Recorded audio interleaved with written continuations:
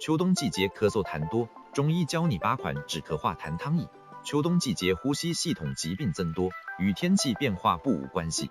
干燥寒凉，痰多，爱咳嗽，症状多种多样。冬季的咳嗽，不论有痰无痰，总是伴随咽喉明显干燥感，特性就是寒重。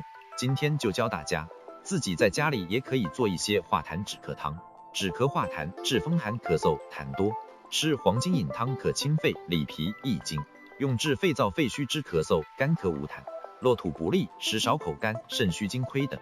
功效主治萝卜味辛甘，性凉，有清热生津、凉血止血、化痰止咳等作用。蜂蜜润燥止咳，本饮可起到静寒宣肺、祛风止咳的作用。治法服法，将荸荠洗净去皮捣烂，雪梨洗净连皮切碎去核，百合洗净后，三者混合加水煎煮，后加适量冰糖煮至熟烂汤稠。